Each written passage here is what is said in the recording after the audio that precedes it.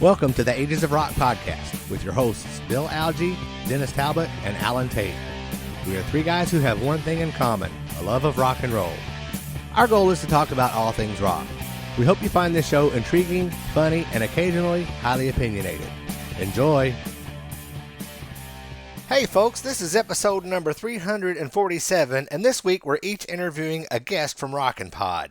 I'm going to start tonight's show with my talk with Craig Gass, and here's a little spoiler alert for you. We were briefly joined by Jason McMaster of Dangerous Toys. After my interview with Craig, Dennis will be up with his interview with Stevie Rachelle. After that, Bill will conclude the show with his chat with Eric Martin. To catch the rest of our ROCKNPOD interviews, please visit agesofrock.com and look for the ROCKNPOD interviews article. We want to take a moment to thank Chris and Michelle Sinzak for their hard work in making ROCKNPOD a success. Now, on with the show. All right, folks, this is Alan at the Ages of Rock podcast here at ROCKNPOD 2023, and I've got sitting in front of me my esteemed, he's really not my friend, but I'm going to call him a friend anyway, we can Craig be friends. Gass. How you doing, Craig? I'm doing all right, man. How are you? I am doing well. I got lost on the way here, but that's typically how my road trips go. Why? What happened on the way here? Was it a driving road trip, or did you fly here? It's a driving road trip. Okay, that would be crazy if you got lost and you were on a plane. Hey, how did we end up at? There's a story that I heard of a guy that was supposed to go to Dallas. Yeah.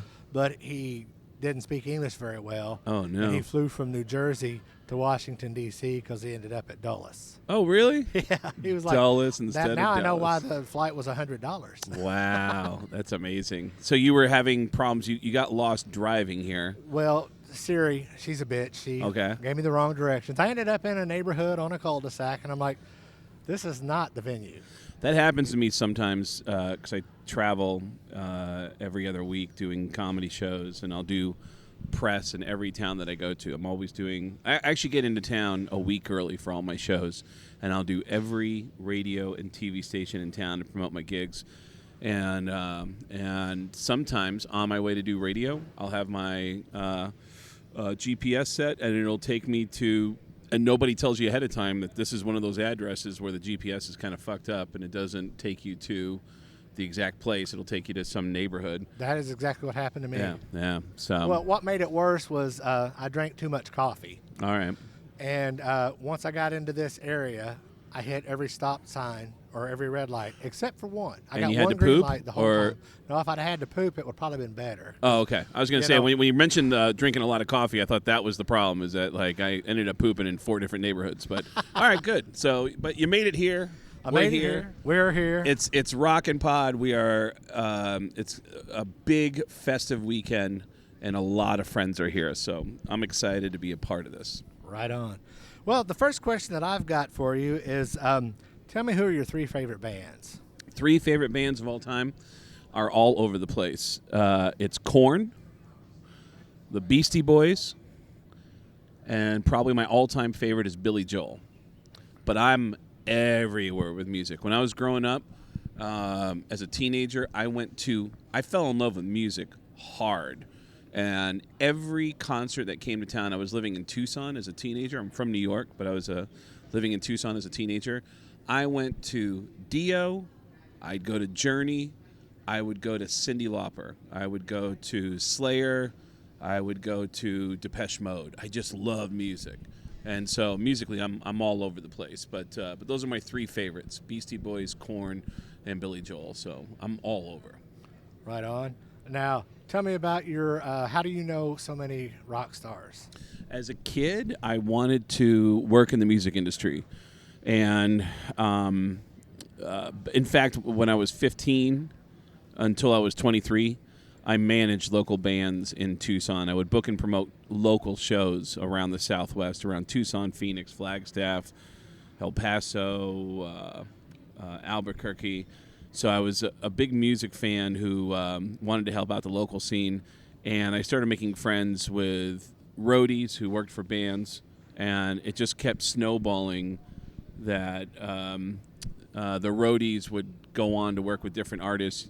you find out that if you're really good at your job, if you're a sound guy or a lighting guy or a tour manager that's really good at your job, you'll go from working with Guns N' Roses for a tour to Beyonce for a tour to whatever. It's just if you're good at what you do, you'll work for a lot of different types of artists. So these friends that I made would come back into town every couple of months with different artists and say, hey, if you want to hang out, come hang out. And when I started doing stand-up, I would bring VHS tapes of my stand-up to these shows and bring them backstage. And they would put my VHS tapes of my stand-up on all these tour buses. And so all these roadies became aware of me. They'd all watch my stand-up. And when I got on the Howard Stern show, this crazy shit happened where the roadies would like reach out to me and go, dude, I'm working with Aerosmith now. And Aerosmith was talking about you in catering today. And I said, man, I know that guy. And so when we get to New York, you want to come and hang out with Aerosmith? And we're like, fuck yeah. I mean, it just kept snowballing and snowballing to where all these roadies that I had made friends with started claiming me as their friend as I started to make a name for myself in stand-up and introducing me to all the artists they were working for. And now I'm friends with most of my favorite artists. So and then also a lot of them have taken me out to open for them. I've opened for Metallica doing stand-up. I opened for System of a Down, for Motley Crue on their farewell tour, quote unquote. Which one? The farewell tour. They've only had one farewell tour. And so I've and Corey Taylor, and but Corey lives near me now in Vegas. So, but yeah, that's how I started becoming friends with them. That is the short version of how I became friends with everybody. Right on. All right, my next question. I don't remember which Kiss cruise you were on, but I know you did the bit where the iceberg and the platinum packages. Yes. Tell us about the reaction that people had to that little spoof. Well, to explain to people who don't know what we're talking about, I do impressions. That's mostly what I'm known for. And I do an impression of Gene Simmons that bothered him so much that he got on a plane and flew to New York to confront me live on the air on the Howard Stern show. And this weird thing happens where I develop a friendship with Kiss over the years, so much so that I get invited to perform with Kiss on the Kiss Cruise, which is 3,000 of the biggest Kiss fans in the world, where I go from being friends with Kiss now, like they're not mad at me anymore, I'm friends with Kiss, to now upsetting the Kiss fans, the Kiss Army, who ended up hating me more than the band ever did because of this joke that I made that some people took the wrong way. I met a girl on the Kiss cruise. She was the cruise director, okay? She's really upbeat. She's really peppy. She's the Julie McCoy of the Kiss cruise. And when she meets me, she goes, oh, my God, you're Craig. You're the comedian. You're the guy who does the Family Guy and American Dad. Oh, my God, do you want to do a funny announcement on the ship tomorrow morning? And I said, oh, fuck yes. Who's going to hear it? And she said, well, if you want, we can flip a switch, and it'll get piped into every cabin. And I said, flip that switch. I know exactly what I want to say tomorrow morning. So the next morning, on the PA, 3,000 of the biggest Kiss fans in the world at sea woke up to bing bong. Hey, everybody, this is Paul Stanley, and this is Gene Simmons from Kiss, and we have a very important announcement. Do not panic. But it seems that the Kiss cruise has just hit an iceberg. Now, keep in mind, when I said we've hit an iceberg, we're in the middle of the fucking Bahamas when I said that. There's no reason for you as an intelligent person to go, this ship's going down, We're in the middle of the fucking Bahamas. But do not panic, because Kiss is going to take care of everybody. We actually have 3 packages to get you off the ship. First, we have the platinum package. It's $5,000. We'll put you in a life raft.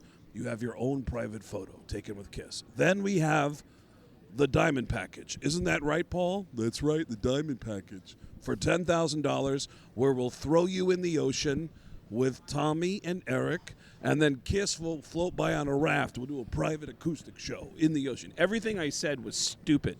But apparently, there was a few passengers on the ship who ran to the employees and said, is Kiss really going to charge us to get off the boat? They really believed it. So what happened is there were some people that genuinely were upset. But my whole point of view is like, think about what you just heard. Kiss is on a microphone saying, we've hit an iceberg, but the only way to get off the ship is to buy one of our packages at kissonline.com. Like, it makes no sense at all. It's a joke. I felt like I couldn't make it any more obvious that it was a joke, but some people took it seriously. As a fellow Kiss fan, I believe that. Yeah. And it was a bummer, but turns out, believe it or not, nobody drowned. That's the crazy part of the whole story. Nobody drowned. Nobody was hurt. A joke was taken the wrong way, and that was the extent of the injuries. Is a couple people had their feelings hurt. That I've heard that story several times, and it gets funnier every goddamn time I hear it. So I have one more question for you, All right, and this is courtesy of my good friend Courtney Cronin-Dold. Okay. Tell me the Twisted Sister story. The Twisted Sister story is that I hang on. You know what? Is that Jason's coming over here? Jason. The great Jason McMaster. You're live with Gene Simmons from Kiss. And here's the great thing. How have you been? I'm doing good. The great thing about Dangerous If Toys. you're ever going to steal something, make sure it's a diamond. The great thing. You don't know how funny that is. The great thing about Dangerous Toys. Let me tell you why Dangerous Toys is one of the greatest rock bands of all time. Because everybody steals from Kiss. You know it. I know it. Everybody knows it. But when Jason... I'm stealing from them right now. That's right. When Jason and Dangerous Toys, when they steal from Kiss, they put their own stamp on it. And that's why they're one of the greatest rock bands of all time. Thanks, Gene. Best of Friends, one of the greatest rock songs of all time. I liked it a lot better the first time I heard it when it was called Beth. Think about it. Same song. It's the same song. But... They didn't write it. Listen. Here's the only thing that matters. Gene didn't write that. When Dangerous Toys goes on stage and says thank you, good night, we said that first, but that's okay because when they do it, they put their own spin on it. We own that. It's amazing that the host of this show just walked away from his own podcast, and now it's Jason McMaster and Gene Simmons from Kiss. So, Jason, let me ask you. Gene, I've always wanted to talk to you. I'm a huge fan. Right. And of course you are. yes. And I dressed up like you as a kid. Of course. This is the greatest moment of my life. You're one of my all-time heroes. Can I ask you a question, Jason? You can ask me any question you want.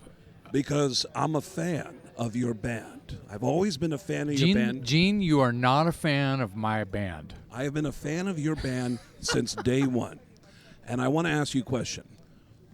Are you like me when you're getting ready to go on stage and you see a room full of hot, beautiful women in the crowd? Are you like me? Are you thinking, how many of these whores got in for free? Are you thinking that? No, I am not thinking that at all. But I hope at least half of them did pay because I do this for the gas money now. That's right. Yeah. Now, Same thing. Now, I used to get paid well, but COVID happened. Same thing. I need gas in my tank. I actually drive an actual U.S. tank, a military tank that cost about $1,000 a day to operate. So I'm doing this for gas money. I'm doing it for the fans. People think that when KISS comes up with all these products to sell to the fans, that we're doing it for the money. Wrong. We're doing it for the fans. And diesel. And if there's a kid in Yakima, Washington that wants to see KISS, I'm driving to his house, I'm lighting a firecracker, and I'm taking his money and going home because we do it for the fans. It's for the fans. Now listen, The important thing is this. Can I go pee now? Yes. Dangerous you, Gene. Toys is taking a break. That was their encore. Thank you, Jason. Good to see you, too. If you missed any part of this interview, go to kissonline.com. That's one of my favorite singers and one of my favorite bands. I love Jason McMaster. That dude is the shit. That's how you end an interview right there, dude. Well, you still didn't tell the Twisted Sister story. So the Twisted Sister story, quickly. I used to work with Dee Snider from Twisted Sister. He told me a story once that I thought was the greatest story I had ever heard in my life. Apparently, Twisted Sister still would do big business in Europe and South America. Did Courtney tell you this already, by the way? No, she just said he likes to tell the Twisted Sister story.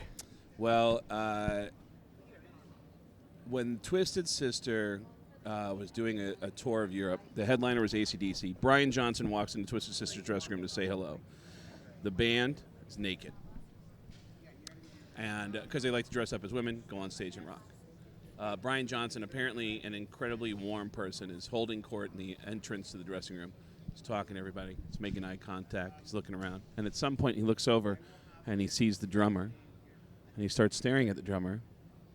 And then he walks over and goes, "Hey, man, did you know you've got a giant dick on your fucking back, man?" And the drummer goes, "What are you talking about?" And he goes, "Your tattoo is a big fucking dick." And he goes, "It's a dragon. It's an angry dragon." And he goes, "I know it's a fucking dragon, but look, it looks like you got two balls on the bottom with a shaft and a big dick head on top." Now the whole band is looking at AJ and going, "Holy shit, AJ, turn around, turn around." And they're all getting their camera phones out and they're all taking pictures. And they're showing him like, "Hey, look at this. See how on the bottom it looks like two balls?" And now he's looking at the tattoo for the first time going, "What the fuck?" When Dee Snider looked over and said, "AJ, I'm not trying to be an asshole, but I'm really looking at your tattoo for the first time, and I got to be honest, it does not look like your dragon is breathing fire. It's shooting a load all over your back." That was the story, is that he had a tattoo of a giant dick on his back, and he had no idea.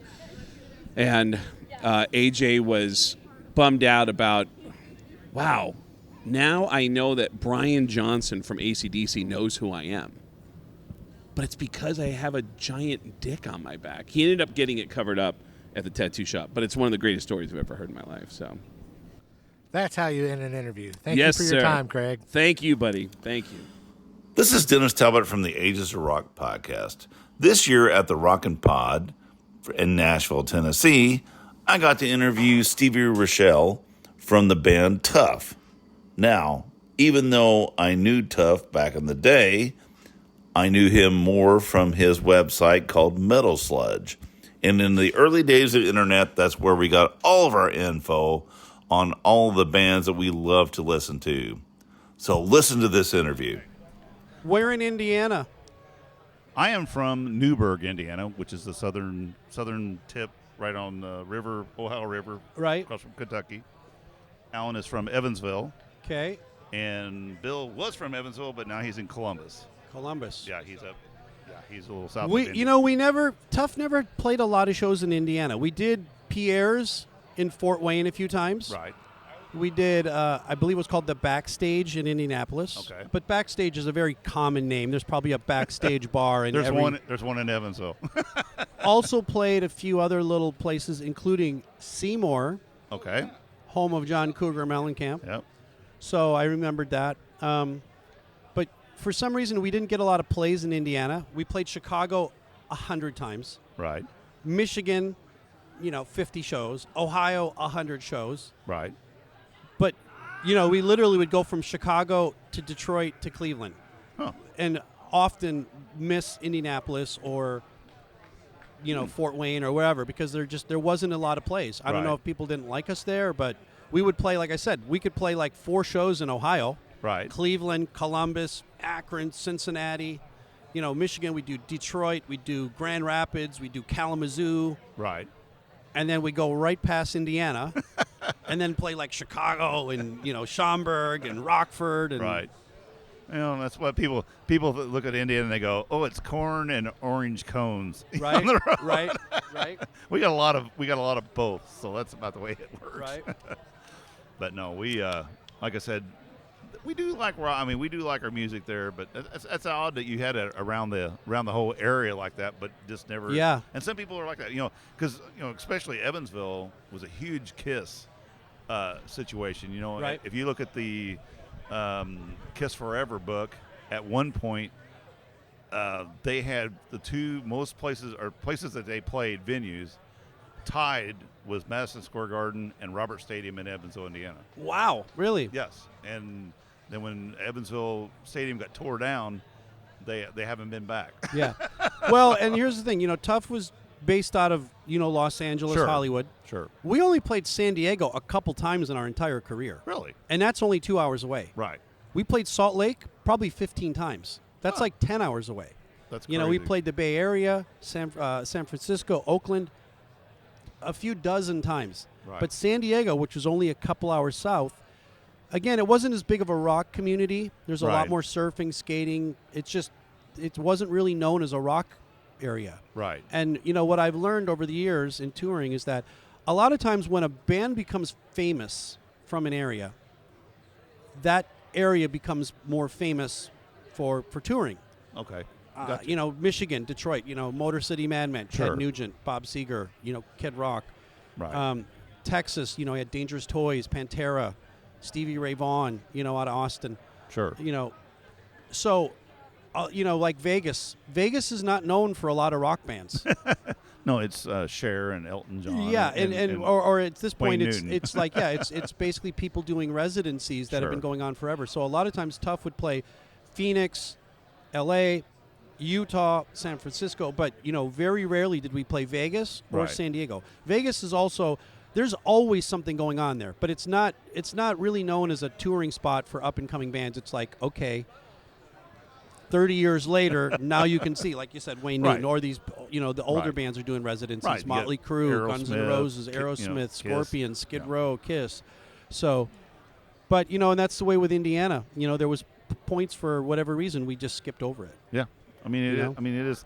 And Evansville, especially in our area, it's more of a country market Mhm. because we're next to Kentucky, so we get a lot. So Mhm. country people come through and they pack the place. Right. And we had at one point, what was it? Oh, Steel Panther and Judas Priest came in, and I was embarrassed for my town because I've been going there. Bill and I both went to the show, and we're like going, "There's nobody here," and Wow. it's like you're seeing, and Priest was just killing it, and it's like, oh my God. But you bring some, tight pants guy in a pickup truck singing country songs, Right, and it it's sold packs out. and it sells the place out. So Right. it's a finicky market. So Right. you didn't miss anything not hitting Southern Indiana. Yeah. So Every market's different, you Right. know. so with Tough, what year did that finally stop? Was it the grunge that kind of Yeah, Kinda- we called it. We ended at the end of '95. So 95. like the week of Thanksgiving, the band was over. wow? We had done, a big long tour, came home probably like right around Thanksgiving. And at that point, we had been through 3 record labels, 3 booking agents, 3 managers, 3 drummers, 3 guitarists. And it was just time, it was getting harder. Right. We were playing, going to places and playing for $200. Right. And you can't go across even back 30 years ago, you can't go across the country with a van and 7 guys for $200 or $300 or $500 a night. Right. It's just too hard. Right. And the thing was, it wasn't just with you guys either. This happened to Yeah. the whole. We genre played of- shows where we showed up and the promoter was like, I've literally sold like 4 tickets. Wow. There's nobody going to be here. It's not even worth unloading your gear. Wow. So there was a few nights where we literally unloaded and played, and there was, single digit people watching us. Right. 6, 7, 8. Wow. Yeah. That's a shame that stuff like that happens. But hey, it's what makes you. Right. So Exactly. it makes you a better performer too. My friends in Lit, who had the song "My Own Worst Enemy," Sure. big huge hit, sold 2 million records off that. Right. The record before that, they were on tour, and there's some video of them. They played a show at a club, the same exact band, and there was literally like 3 people there. Isn't that crazy? And they're killing it. They're an awesome live band. They looked cool. They had the whatever. But, the first record came out, Tripping Light, fantastic. It didn't do anything. It just bombed. Right. Then, a year later, it's no surprise to me. I am my own worst enemy. It's a massive hit, and they're playing, with No Doubt and Sugar Ray and Kid Rock in front of 15,000 people a night and sell 2 million records.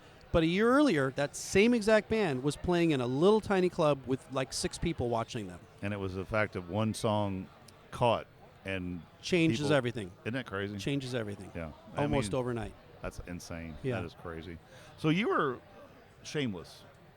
I sing for Shameless as well. Shameless is from Munich, Germany. Because I actually bought that off of, I think it was like YouTube or iTunes. Right. And I don't even remember where I saw it, somewhere on the internet. And I was like it was talking about, and I downloaded it, and it was a great album. Right. I was like, but I knew that you had something to do with that. So. Shameless is a German bass band from Munich, Germany. It's the bass player and the guitarist are the 2 guys. But they contacted me probably 98, 99. They said, hey, we're a German band. We're going to record a record, but we want American singers to sing for our band. Right. And they had an idea. They wanted me to sing like 3 songs or 4 songs. Steve from Pretty Boy Floyd sang a few songs. At some point, they did a record where Phil Lewis had sang a song or 2. John Corabi had sang a song or 2. So they had this kind of all-star lineup that was kind of rotating. So each record would have a handful of singers. They'd have some guest guitarists, Bruce Kulick, Tracy Guns, even a couple guest drummers once in a while. Eric Singer played some drums, Robert Sweet of Stryper. So at this point, Shameless has been around for 25 years and put out 8 records. Really? So 8 studio records I've sang on. That's incredible. And I've went to Europe and toured all over Europe with them probably 15 to 20 times. Wow. And some of the tours were as long as 3 weeks, playing 15, 16 shows, 8 countries, Italy, Spain, Belgium, Austria, Czech Republic, England, Sweden, Denmark, France. Wow. All over Germany, Holland. Yeah. That's incredible. Yeah. That's cool. Let's talk about a little bit about, with Metal Sludge. Mm-hmm. So before Facebook, before social media came out, I remember very vividly every day getting on my computer and going to metalsludge.tv Right. to get my music news. Right. I mean, I loved that site. I mean, and still, it was one of the first places you could go for me. I mean, I'm sure there was other sites out there, but that's got on my radar. Right. And so that was all you. That was all your. Yeah, your me and a partner named Sean started the site in the summer of '98. So this September, when we launched September 1st, will be 25 years. Wow. This fall, and it was my idea. I was like, I want to do a site that kind of pays tribute to, but also pokes fun at the genre. And you do that very well. And so, the internet was very new. It was in its infant stages. Right. As you said, there was no social media. The word social media, I don't think, was even invented. It didn't even exist. So this is, the first one that came along after us was MySpace. Right. Some years later, but it was before Blabbermouth, before Sleaze Rocks, before Metal Sucks or Metal Rules or any of those sites. We were there. We were there first. Right. And we just wanted to create a place where people could come and share their common interest in music that wasn't always just about Motley, Guns N' Roses, Poison, Winger, Whitesnake, Warrant, and Slaughter. We wanted it to be about the obscure bands that we liked as well. The Kick Tracy, Sleazebees, Rhino Bucket, Pariah, Dangerous Toys, all the Nitro, all the stuff that people were like, oh my God, what happened to them? Like, I haven't heard of them since that first record, which was amazing, Sure. So, and the community was just, what was neat about it, it's like, you guys, you 3 are in Indiana. You guys have been buddies probably for years. You go to concerts, you share shit. At some point with the advent of the internet, somebody could be online and go, hey, I really like Pariah from Austin, Texas. Right. Who likes Pariah? And somebody would go on, dude, I love that band. But this person was from Denver. Sure. And then this person would be, a fan as well. But he's from Portland. And this person's from Kalamazoo, Michigan. Or this person is from Munich, Right. Germany or Sao Paulo, Brazil, or Tokyo, Japan. Right. So we were bringing people together that shared a common interest in styles of music or a certain band or a release, Sure. and they weren't all just neighbors. Right. They weren't just at a local bar or pub, and so the community was starting to grow. You know, just like the term is, it's the World Wide Web. It's a web of everything is connecting to each other. Sure. And so you at some point probably told a friend, dude, you got to go on this site. You got to go, you know, here's. I was that guy. Yeah. You know, dude, this is awesome. Right. You know, tell Tim, tell Tony, tell Jim, Right. you know. And so that's how the site built. Right. You know, because when we first launched the first day, we had like 34 people look at it. Right. You know, and probably half of those were refreshes by me and Sean going, "Hey, what's up now? You know, let's look at what Did we people bring are our saying." number up? Did we bring Yeah. our number up? So, and that was in 1998, Right. and then little by little, it just grew and grew and grew, and we started. You know, people were like, "Hey, I'm going to go to the show. Should I do a review?" Right. We're like, "Sure," you know. And then people would take on the identities like we did, like we go like, "What are you going to write your article as?" Like he doesn't want to write it as Bob Jones, so he's Right. like, you know, I'm Nicky Lawless, you know, Right. or whatever, you know. So people would kind of create their own little Sure.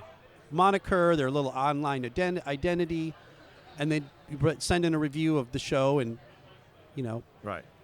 No, it was like I said, for me, being from Indiana, right, and I didn't have the knowledge of, like, say, the Sunset Strip Right. and all these bands, like you're saying, these bands, and I'm like going, wow, I've never heard of this band before. I need to check that out. right, So it was my way of discovering a lot of new music. right, And you know, like I was like, holy shit, there's a shit ton of music out here that I've never heard. right, And they've got 2 albums, you know, and so Right. it was like Christmas time. You know? yeah.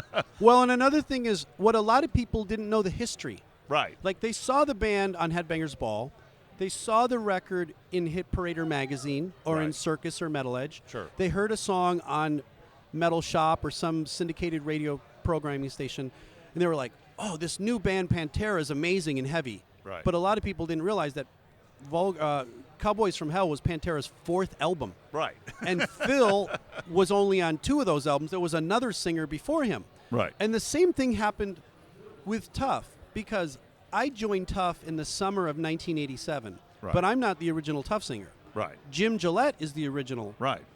Tough singer, Right. who was from Nitro. Right. So, you know, Jim left that band to go solo and put out a solo record that was going to be higher and faster and more screams, and he had Michelangelo playing guitar, and he did that. Then I joined Tough, and then, of course, that project of Jim and Michael's turned into Nitro, Right. you know, and Jim Gillette, he had the singing school where you could. the lessons. Lessons, He that's sold right, that's right. Vocal Power. That's right. I Which remember he got Vocal the Power. idea from Doug Marks, who did Metal Right. Method. Like, hey, do you want to learn to play Sure. guitar like Eddie Van Halen? Right. Order my tapes. Exactly. Jim did a similar thing and said, hey, do you want to learn to scream like Jeff Tate? Order my tapes, and I'll Right. show you how to do scales, which will build your voice. And Sure. But like you said, a lot of people don't know the whole true history of where that band started. Sure. A lot of people didn't know that Ted Poley was actually a drummer in a band before Danger Danger Right. called Prophet that was signed.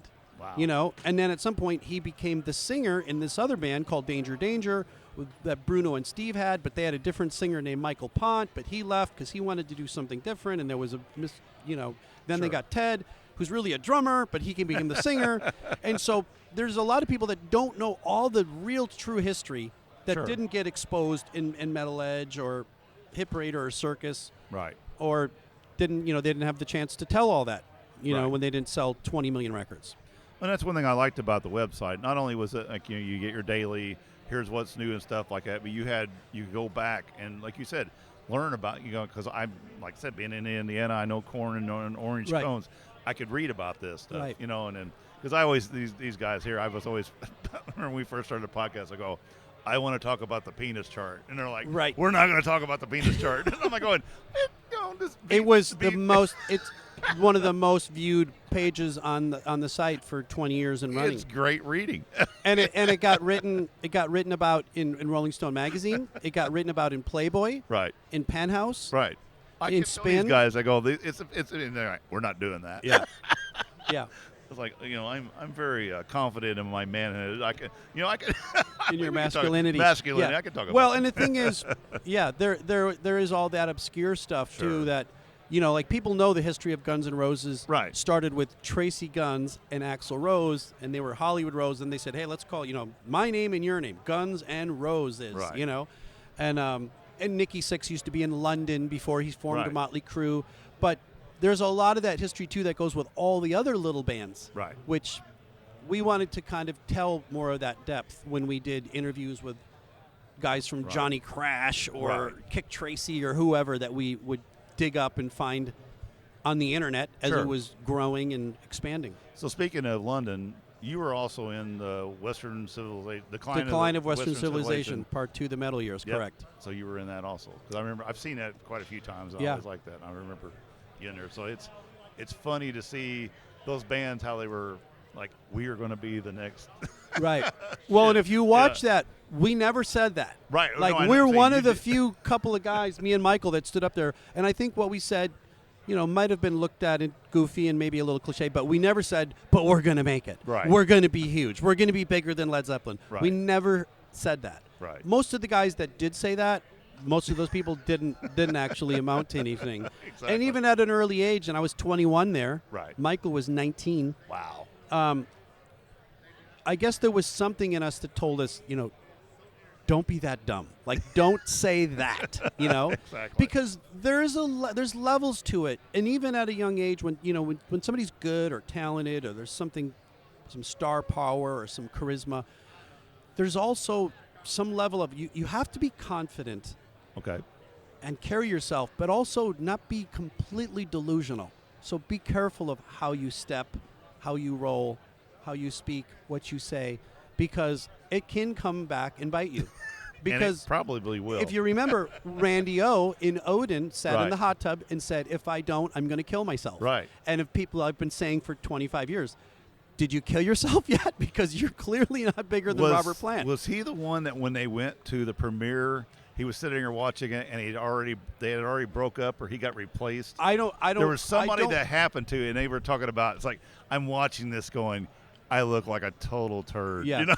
So, but yeah, that was a cool time. We got approached on the Sunset Strip while we were Right. handing out flyers by Penelope and a filming crew that said, "Hey, we want to film you for our documentary." Sure.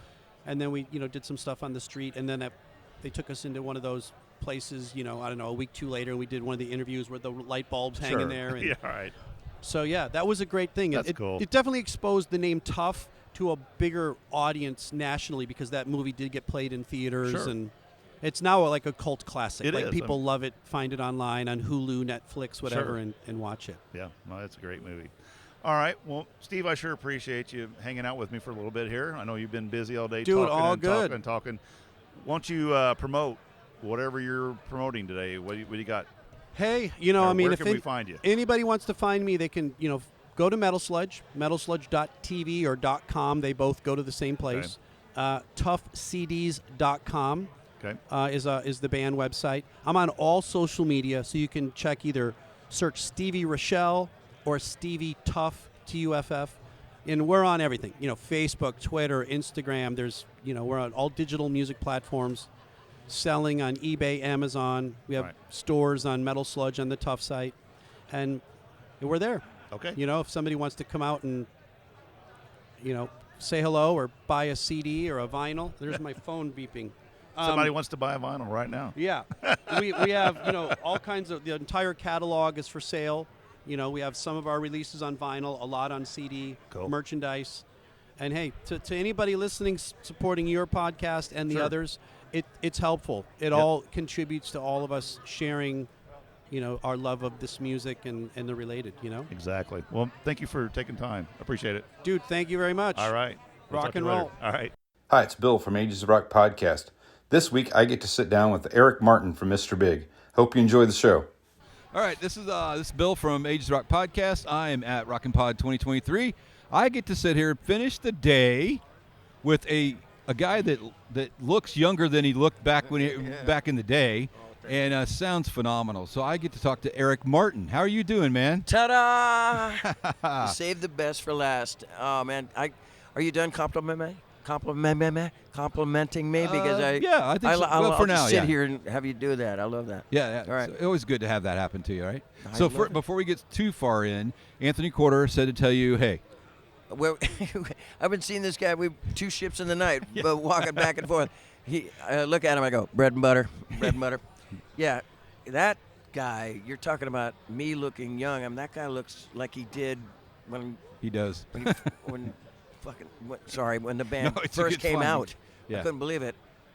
I mean, I'm sure every time I complimented him about like how great he looks and how he, oh my God, you look the same. I don't know what you've been doing. You cryogenically frozen or something. I could see his really beautiful wife Anita going, okay, that's enough. I'm standing right here. Do I not get like some kind of pat on the back here? You're getting nothing. Yeah. Yeah, it's funny because when I talk to him, he goes, man, you look really good. Have you lost some weight? And I'm like, well, at this age, it's drugs. It's not it's not like recreational drugs. So it's just like. I plead the fifth. I'll drink a fifth. I can't tell you anything. Exactly. So I the show last night, you did a great job kicking it off. It was wonderful. Cool. You and I've never opened. Yeah. I mean, it's been no, I have opened. Yeah.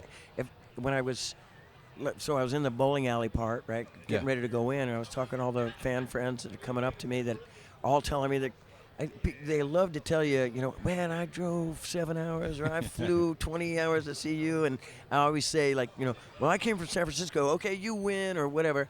And then one of my handlers, I guess, came up to me and he goes, you got 6 minutes before you're going to go on stage. And so it was kind of cool. I did my thing, and then I got to talk to everybody and watch the show. Yeah. But I was telling that guy, there's this guy, Tyson Leslie, that puts on this thing, right? Yeah. I mean, man, that guy's got a knack for putting these bands together. It could be a complete clusterfuck, right? Yeah. Oh, absolutely. But it worked out. And it was Yeah. me, Paul Taylor, that kid Dakota playing guitar. Yeah. Ben Hans from playing percussion with me and Kip Winger. And that was his first sort of, he plays rock too, but I've never heard him actually play rock. Yeah. And he played Mr. Big. It was flawless. It was great. Yeah. Flawless. Yeah. And then Tyson, who is a monster bass player. He's a monster keyboardist, a monster bass player, a monster band manager. Human being, too. Yeah, He's a absolutely. great person. Yeah. Anyway. That's been my, I think like that this was whole my. vibe this year, this whole weekend, so Yeah. far. Great vibe at ROCKNPOD. Good old ROCKNPOD. ROCKNPOD, Tennessee. You can use that. That's a great. We're going to clip that. Do We'll send that back. That's the. I've seen the Rare Hair show probably 4 times.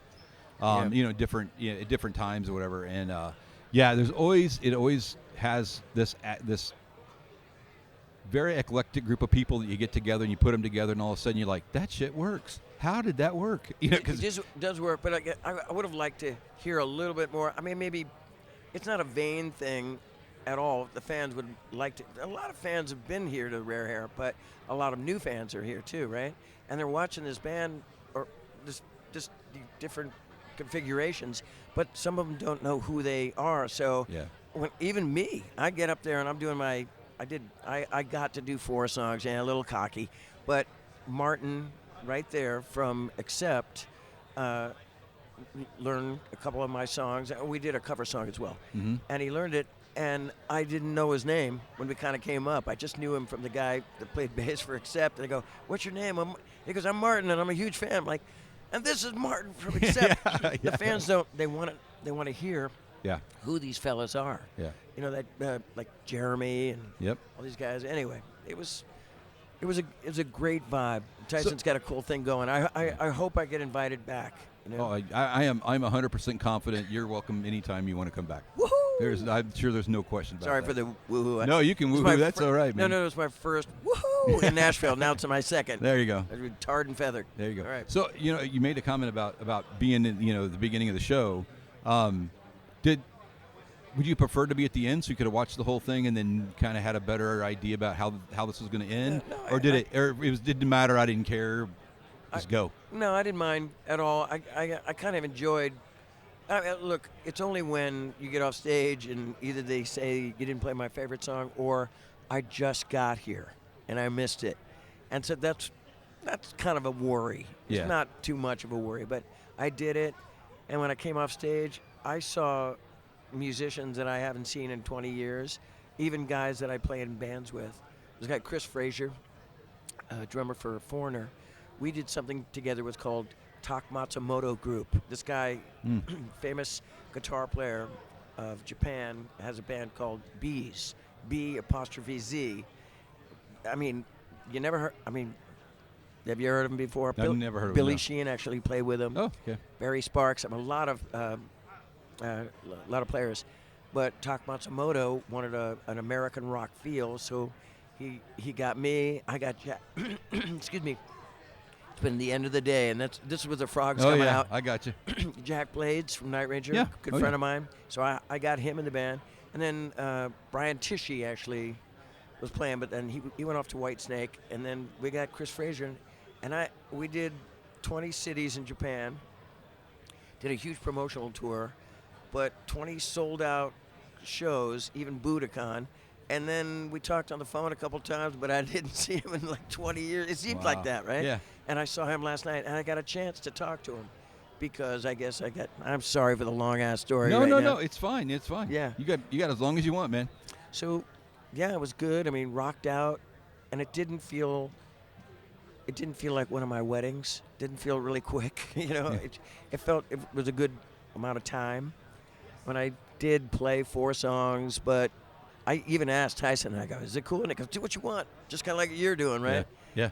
And then when I got off the stage, oh man, I'm so glad I was in good form, not rare form, good form, you know, singing Daddy Brother and Live and Kickin', and plus with my old friend Paul Taylor, who I run into once in a while, but we grew up together. I was in a band with him when I was 19 years old Wow. in the Bay Area, but he's playing piano with Alive and Kickin', and I'm going, hey man, it should have been like this. It sounded like kind of a Black Crowes, Rolling Stones, Honky Tonk, Nicky Hopkins thing, you know. Mhm. Anyway, yada, yada, yada. I had a great time, and I got to talk to all the people that I wanted to, and had a good show. Yeah, that show's always amazing. I mean, it's so cool to be able to see people just kind of get mismatched together. And I know that Tyson takes a lot of time to make sure he's putting the right people together and that kind of stuff. But you know, it's a work of art to create that environment. But then it's even more exciting to actually see it come to fruition in life and in what happened last night. It's just really, really cool stuff. You need some water. I do need a little water. Would you go find him a water, please? Find him a water. Yeah. No, get me a water and if you could, and a sack of $100 bills, a couple dancing girls, a tub of marzipan, French lessons, a cock ring, a scuba mask, a thimbleful of Jägermeister, a small country to conquer, a snowball, and a bullet with my name on it. Be quick about it. I'll be right here. All right, so I put on my Facebook page, I'm going to be interviewing Eric Martin, the one and only Eric Martin from Mr. Big. Yep, you got to say Mr. Big, babe. What should I ask him? So the number first question I got was within minutes, was what's the secret to aging? Because you look phenomenal, dude. Thank you. I used to say Guinness beer and true love. Oh, thank you. Could you open that? Because, yeah, the sword and the stone kind of thing. Thanks. Water is the key, and 8 hours of sleep is the key. A couple of creams, magic potions, a couple, chicken wing and a prayer. Yeah, for sure. Got to hold my lip. Yeah. Go ahead.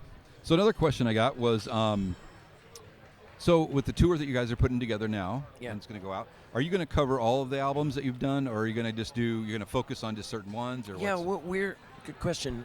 So this is the big finish. This is it. We've got, it's already out there, like a press release and show dates of a huge tour in Asia, Japan, and there's Indonesia, Malaysia. I don't know if Thailand's up there yet, and maybe India might be on the table, but it's going to be a huge tour of Asia in July. Maybe some more tacked on, who knows. And then in January, thank you for, 2 waters. I got 2 hands. I appreciate that. No, it's okay. I'm sorry. Thanks for the water. I'll take it home back to the hotel. So we're going to do the Lean Into It album in its entirety.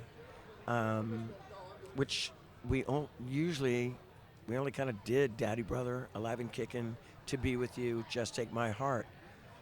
And we kind of skipped those other, and there was another one called Road to Ruin, we haven't done in years.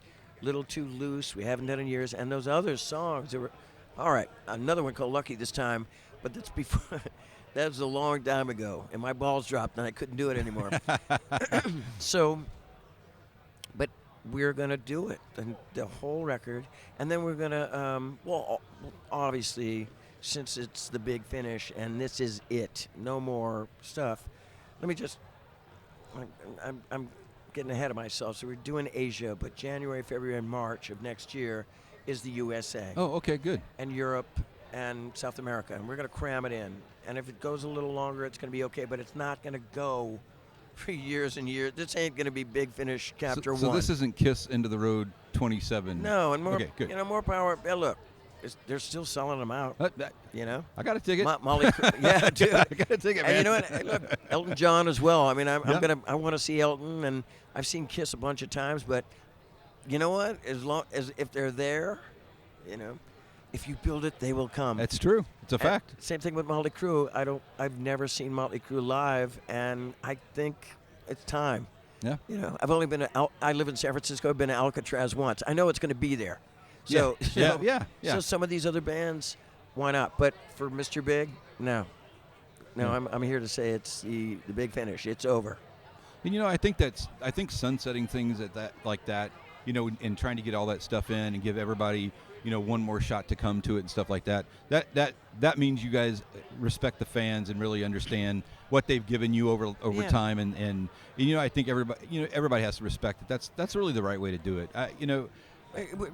But also, we are going to do the Lean Into It album, but I'm sure we're going to visit every album. We're not going to leave any stone unturned, basically, right? Yeah. We don't want. That's a fear for me when a fan comes up and they goes, "Oh God, you were fantastic. Billy was on fire. Paul was everything. I learned how to play guitar from Paul Gilbert. Your new drummer. I have a new drummer. We'll talk about him in a second, but." And Eric Martin, man, you're one of my biggest influence in singing, but you didn't play my favorite song. Yeah.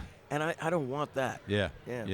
I saw Bryan Adams one time did the Reckless, so he went out and did a Reckless tour, and it was a whole album. And I've seen a couple of people do that, and you do the whole album, and then after that's over, then you start running through the rest of and all of a sudden it's like it's a really long show, but it covers the anthology and so much, and you get so much out of it. I mean, it's really a pretty incredible experience. I went to see Bruce Springsteen. I don't know what it's called now. Is it still called Meadowlands? Yes, Arena? I think so. Yeah. Or something. Well, it's something like that. It's something like that, but it's where the Meadowlands is.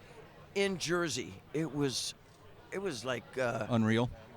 I can't explain it. It was like an evangelistic sort of tent show. They love Bruce so much, but he played the whole Nebraska album, and then he played for hours and hours and hours. But when some bands just play the one album and then that's it? Yeah, it won't be like that. Yeah. It's going to be a lot of work. Those guys don't look at it as work because they, it's effortless for them, but for me, it's a lot of singing, man. Yeah. We're probably going to do 24, 25 songs. And I'm not shitting you now at all. Yeah, and so you got to have some breaks in there to be able to carry that for that long. Yeah, for sure. Billy and Paul will do a cool solo. Paul's always coming up with something fun. Remember this one time they had double neck guitars and double neck basses, and me and Pat Torpey came out. Oh, it's okay. Me and Pat Torpey came out, and we played. We were the fret men. Basically, we played the frets of the chords, and Billy and Paul did all the strumming and twanging and stuff. And that was awesome, and we'll probably do that. But there'll be breaks. Yeah. When you do tours like that, do you space days off in between there, like to give you enough rest? Space days. Yeah, I mean, because I know I can do that now. Yeah. Back in the day. Oh yeah, it was not that way. When I was younger, I could do. I mean, sometimes we did 5 to 7 shows in a row. Yeah. Singing and rocking out, but I can't do that anymore at all. I mean, I know, dude, it could completely sound like I pussed out, but I can do 3. I don't want to do 3. I could do 2. I like doing. This is my ideal situation, and that's what it's kind of be. It's gonna be like 2, and it's not a day off. It's a bus travel or it's an airplane travel. So 2, day off, 3, day off, 1, day off, 2, day off, 3. It'll be like that. Look, they know my big thing is I got meat, they got metal. Sure. Right? Oh yeah, absolutely.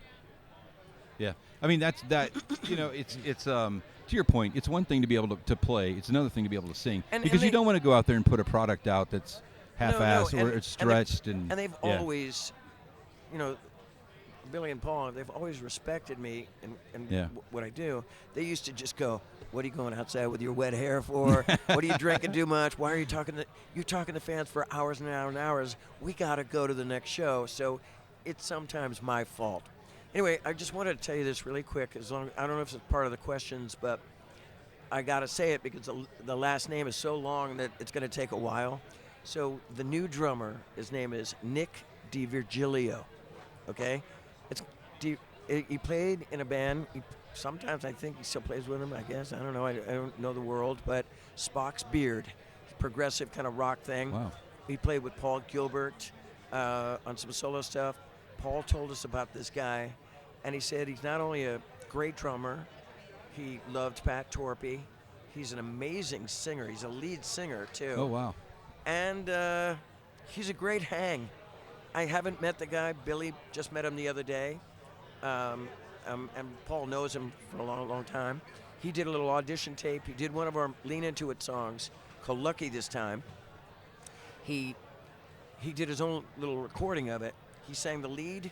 He did all the harmonies, and then he played drums to it. Red carpet all the way, man. Nice. Yeah, I love this guy. I still haven't met him yet. That's cool. Talked to him on the phone. He's a really good guy. And look, Dean Casanova called me a bunch of times. I love him, too. I pushed for him big time. But,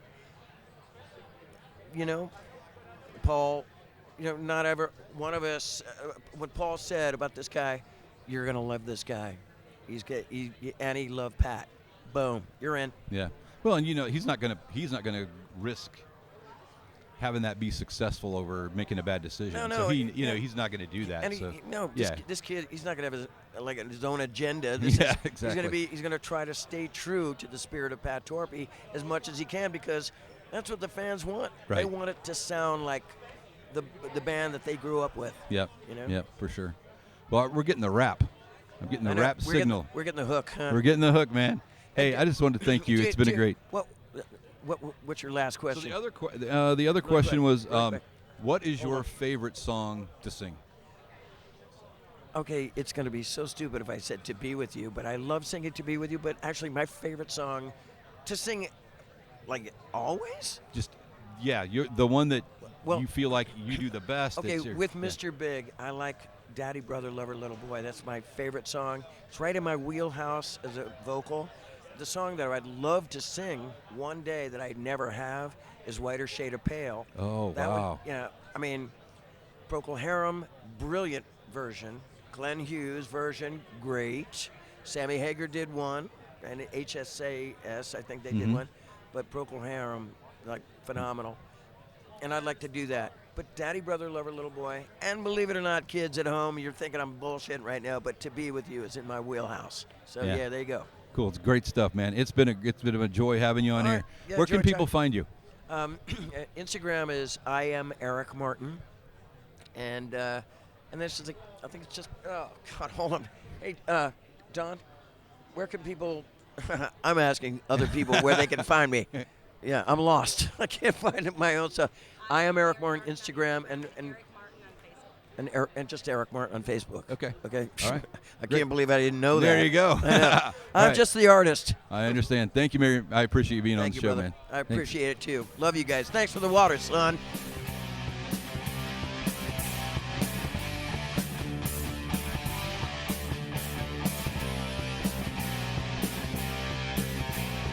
Thanks for listening to the Ages of Rock podcast. If you haven't done so already, be sure to subscribe to our YouTube channel, like us on Facebook, and most importantly, tell all your friends. Remember, you're never too old to rock. Until the next episode, peace out, folks.